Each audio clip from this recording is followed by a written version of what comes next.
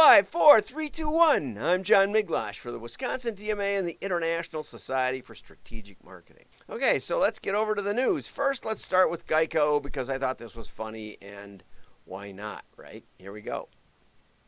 Tasha, did you know Geico could save you hundreds on car insurance and a whole lot more? So what are you waiting for? Hip-hop group tag team to help you plan dessert? Fresh vanilla, rocky road, chocolate peanut butter cookie dough. Scoop this, scoop this, scoop this, scoop this, scoop shakalaka, shakalaka, shakalaka, shaka, scoop shakalaka, shakalaka, shakalaka. Geico. Switch today and see all the ways you could save. I love the sprinkles at the end. I don't know if you saw it. He goes, sprinkles. So Happy New Year. Anyway, so here we go. Okay, let's start out with this one. I thought this was funny. Amazon still lets sellers game its search algorithms. Okay, so here's the puzzle. We want to think globally here. So Amazon, you got your business on Amazon, and maybe you're doing $1 million, okay? And you figure out a way, probably on YouTube, figure out a way to have 6,400 5-star reviews on Amazon rather than the 5 3-star reviews that your product actually got, or the 50 or something. Okay, so here's the question. No real downside. You know, Amazon doesn't put people in jail for screwing around with the algorithm. No real downside. Potential millions of dollars of benefit. No downside. Not even much chance of getting caught. What do you do? Well, what a lot of people do, I can't tell you what you'll do. A lot of people cheat. So the best reviewed products are not always the highest quality, at least not on Amazon. Did you know that? Did you know that?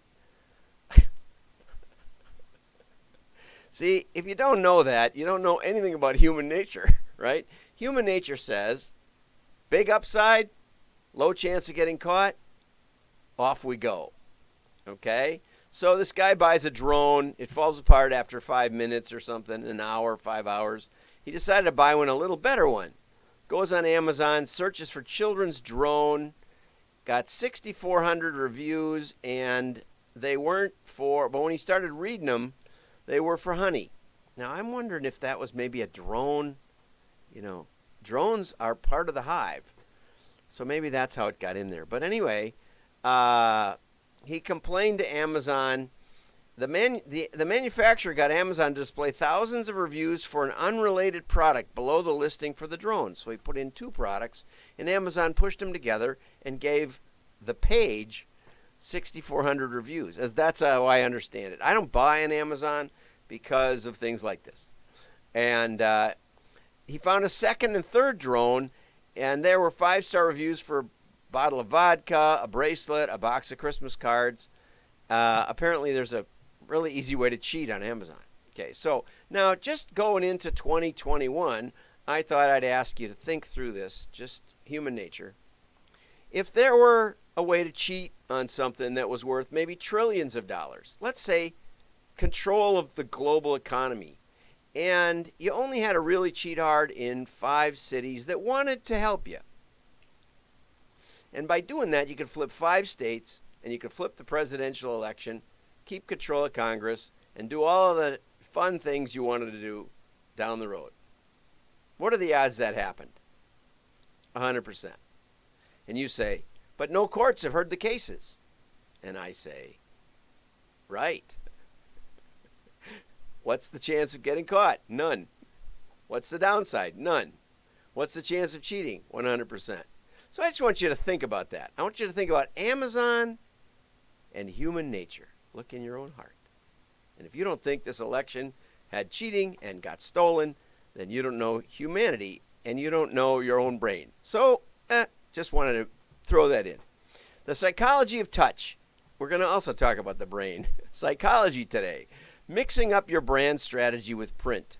Okay, this is a really excellent article. It's from Beyond Definition, which looks like a blog from an ad agency that does nonprofits. I'll give the source. But, it doesn't matter. It's better case study than most of the print articles I see. And what it mentions is that we're sick. It says we're tired of looking at our screens. We miss human interactions. Engaging sensory experience has become more meaningful during this time of uncertainty. Think of how refreshing it is to take a walk outside or open a piece of mail. I've even started reading books again. Oh, never mind. I sprinkle a lot of YouTube in there. Or open a piece of mail, an actual snail mail, perhaps from a friend, or maybe a magazine. I love that part. Very well written. Or a catalog. When I was so excited to receive a catalog when Amazon's Holiday Wish Book showed up at my door. Okay, so let's look at the science. Your brain, when you hold printed material, you engage a whole new area of your brain. Okay, again, this is an article you want to send to your clients. If you're a printer, if you're USPS, okay, you want to send this to your clients, and you want to send the marked up version because it's shorter. The more senses you engage, the more memorable the experience becomes. Dr. David Engelman writes, in humans, touch represents a powerful form of nonverbal communication. Our sense of touch displays a fundamental role in daily life, from learning about objects to communicating with other people. And Dr. David Engelman says that your brain, across the top here, has 10 times more neuroreceptors than visual receptors. You got 10 times more brain power dedicated to touch, probably because it hurts more. If you see a tragedy, it doesn't hurt the same as if you burn your hand on the stove. The touch reacts faster than the sight. Okay? And Sappi, a paper company, put out a communicator's guide to the neuroscience of touch, working in collaboration with Dr. David Engelman. The proof is in the pandemic. When COVID-19 shutdown happened, major print projects halted. A lot of people, a lot of their clients, it sounds like, a lot of clients in fundraising stopped mailing and converted to digital-only methods for the first few months. And it soon became clear they were disconnecting from their base audience. Fundraising efforts were at an all-time low. And this Wagner, who handles lots of clients like Smithsonian or National Geographic, the Children's National Hospital Foundation, and Johns Hopkins, this Joe Wagner guy, he basically said, get back to print, and ramping up their print efforts to ensure that their names remain recognizable in the community. You might think it's really expensive, but armed with the right design team and savvy print managers, brands can reach new audiences while re-engaging their existing membership. We talked about how effective mail is yesterday, but print is part of that equation. And younger, tech-driven generations engage print just as much, if not more, than older generations.